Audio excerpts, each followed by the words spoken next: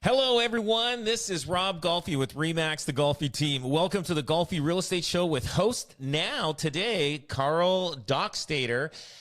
Talk about a mess. So anyway, this thing went to the Ontario Council, Real Estate Council of Ontario, and they found that the other agent was wrong by selling it to somebody else because the email that we sent was an indication to say that it was a firm deal. Not only that, now, but still there's a problem. The people that bought this house, the original buyers that we had, they couldn't close because there was two closings on it. So now the sellers of this house got screwed, kind of got stuck. So after it went to court, it showed that we won, we were right, we did the right thing, doing that. The other people that bought the house obviously didn't get it because the court said, no, sorry, that the Golfi team, did exactly the proper thing. The realtor messed that up. The realtor that had the listing messed that up. She ends up getting sued from her client because she should have known better. Who knows what was going on behind the scenes. But anyway, she made a mistake. She should have sold it to somebody else without putting a clause in there saying, hey, if these people don't firm up or whatever, you can have the house. She messed up by not putting a clause in the other offer. So you have to be very, very careful. There's timelines. You have to be careful legal-wise. Now, email is legal now. It's been legal for a long time. That is like your address. That comes from you. You have to be very careful and accept that as a legal document regardless. And like the email we sent, say, hey, we're firming up. We just can't our clients can't get to any place to sign something, but use this email as an indication that it's a firm deal, and we'll have that paperwork for you within a couple hours or whatever time frame. And there's so many things like this that happen, and sometimes it costs people money. So the other realtor that tried to sell to somebody else, something must have happened, with the agents that was on my team that maybe she didn't care. Like, there should be communication there. There should be communication. Even with this $113,000 extra payment that the builder wanted the buyers to pay, there should have been maybe a communication, maybe not. The builders, who knows what's going on. But I'll tell you, when it's in writing, it doesn't matter if it's email or in a contract, it's a contract. And so you got to be very, very, excuse me, very, very careful on when you're dealing in contractual issues on anything that you're buying or selling. We always cross our T's and dot our I's because it's so important. You'd be surprised at what all the things that we come across that could cause a lot of problems. Like, initials make a big difference on every little, if there's something you have to change or anything like that. If you don't have the right realtor doing the right thing for you, it could cost you a lot of money. But the other thing is, lawyers like to litigate, and you got to be careful when you go to a lawyer. And he says, yeah, we can sue. And then all of a sudden you're paying for that lawyer. Plus you got to pay for the costs of the other lawyer. Because if you lose, so you got to be very, very careful that you've got a good, strong case. And sometimes it's worth seeing two lawyers to see what they say. But if they're two litigation lawyers, that's what they love to do. So you got to be very, very careful on that. So this Oakville buyer, I mean, they still did well, even though they had to pay another $113,000 more. And I'm sure they're still living in that house, and it's probably worth over $2 million today. So I'm sure they're okay, but it did cost them money, though. I'll tell you that. Yeah, I'm so curious when, particularly with the second story, where your team crossed their T's, dotted their I's, benefited from the knowledge of your collective team. It takes time to go to court, and so I guess you can prevent that step by understanding the process earlier. Oh, absolutely. I've sued, I've taken people to court, and it's not cheap. Like it's like the lawyers, they just keep asking, oh, we need another retainer. We need another retainer. And then you start wondering, like, was this worth it? Like it just, unless you got a solid case, it's not worth going to court. Like it's like, I don't know. Like, I think when those guys went to, try to sue the builder for that 113,000, I don't know. I mean, it looked, it does look like they have a chance. Like, why would 10 minutes? Why hurt somebody for 10 minutes for an additional 113,000? But I think if they didn't extend the 4 months, I think they would have. I think they probably would have had a good chance of winning that. But because they already gave them 4 months the first time, and then on the day of closing, they just were late in getting their money. Yeah, the judge said, "Hey, too bad. There's reason. This is why we have timelines on our contracts. You know, you had to have it by a certain time, and it cost them $113,000 more." We're coming up on another pause here, but we got about a minute before the break, and I guess like the one takeaway from these stories is like, yeah, it seems like 9 minutes, but there are a lot of steps. There's a lot of process, and those rules are there for a reason. Yeah. Oh, absolutely. Absolutely. And you got to follow them. Like with my team, when they call me and like I'm always answering the phone because I know they're in the middle of a deal and they need to know, and it's like, I'm experienced when it comes to any situation that's out there. And I know what to tell them, you know, say, hey, no, you got to do it this way. You have to do it this way. Like whatever they encounter, I'm ready to help them guide them in the right direction to make sure that deal goes through smoothly, or not being taken advantage of from another realtor that, you know, could, you know, make it difficult for our clients on closing date. So important. Such good things to keep in mind. All right, we are coming up on another break here. I'm excited. There's a lot of great information here that we're learning from Rob Golfi. You're listening to the Golfi Real Estate Show right here on 610 CKTB. I'm your host, Carl Dockstader. Let's hear from our sponsors, and then we'll be right back with more program. You're listening to the Golfi Real Estate Show right here on 610 CKTB. I am your host, Carl Dockstader. I'm being joined by Rob Golfi with Remax and the Golfi team. We got some great stories that we're talking about today. Rob Golfi, I really appreciate your expertise in the market.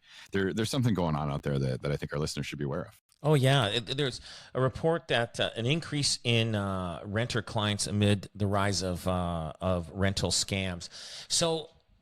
We have a leasing team on our team, and that handles a lot of rentals. And we also own a property management company that, you know, sometimes people want us to lease the property, and then we'll manage the property for them. They don't have to worry about it. They get the rent checks in their bank account every month, and things run smoothly.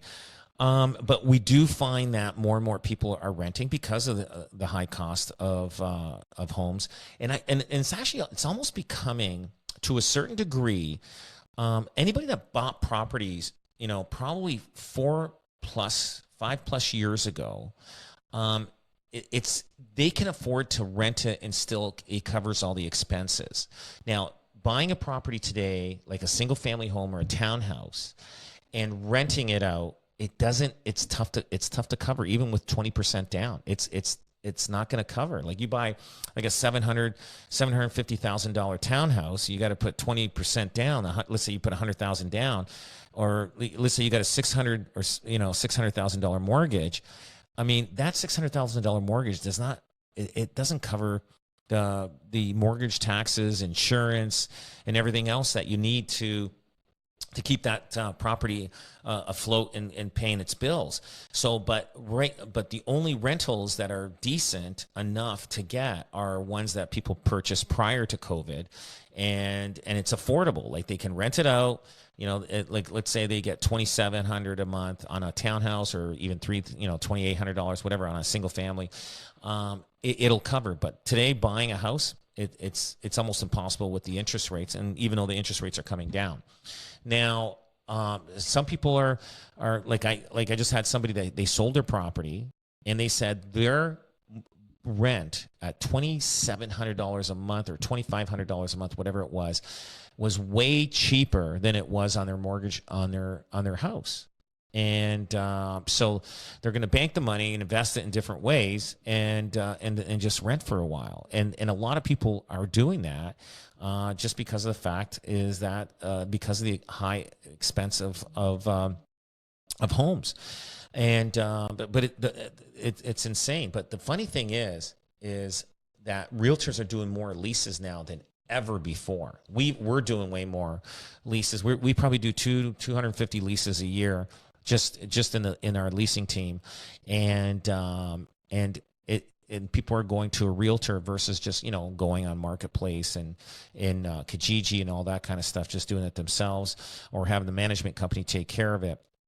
But it is becoming, leasing is becoming more and more, people are using realtors more and more. I do find that rentals are expensive. The government gave incentives for developers to build, you know, like apartment buildings, and they made them beautiful, but those developers are charging way too much, and they're not filling up these apartment buildings as fast as they thought they would. So, and then with the cost of building, they're kind of stuck in the middle. They need to get the rent to pay for whatever the cost to build this building, and a lot of these new buildings that are up, these developers, they're not even half full yet. These apartments, you know, it's just because they're asking too much rent. So you know, and there's a shortage of homes out there, but there's a lot of empty apartments, and it's just because they're asking too much money. But excuse me. But yeah, definitely the rise in renters is way up there, and but you just got to be careful you don't get scammed by anybody. A lot of scammers out there. Go through a realtor. Realtors, you're insured with a realtor. Like realtors, like we have an insurance that will cover you in case anything wrongful happens. Well, and it won't happen because you're going through a realtor. But if you're on your own and go in there and you give a deposit to somebody, hopefully that deposit is going to the person that owns the property. If not, then you're in trouble. So you got to be careful. So yeah, there's definitely a lot of scams out there. You have to be very careful.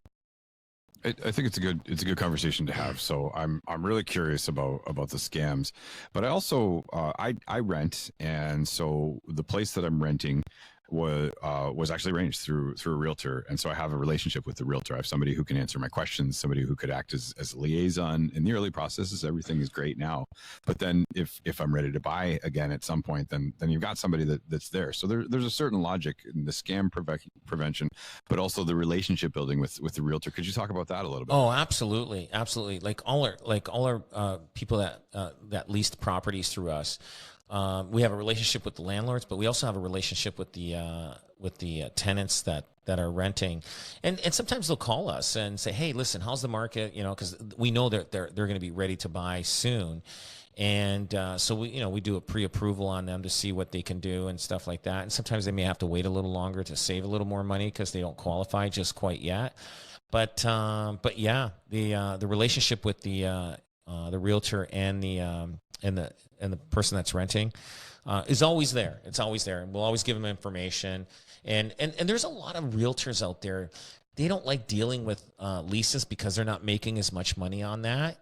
But that's a big market, especially like, I mean, you know, it's like they're doing the same amount of work basically as if they were selling a $800,000 house versus a $3,000 lease. You know what I mean? Like it's, you know, everybody's looking after the big picture, you know, the big pie in the sky, which, you know, sometimes it's not that way. This is a good way also to build a clientele.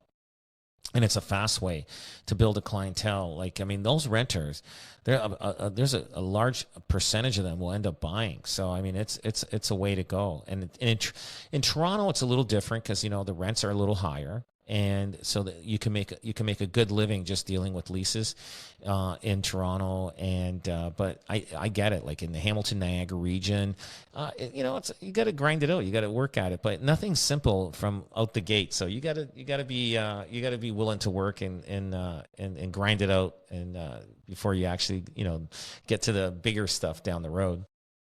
Yeah, so much of this occupation and profession is about relationship building, and I mean across all this. Honestly, Rob, across all the stories you've told today, whether it's it's the 9-minute situation or we're talking about renters, both from the realtor and from the buyer slash renter in the picture here.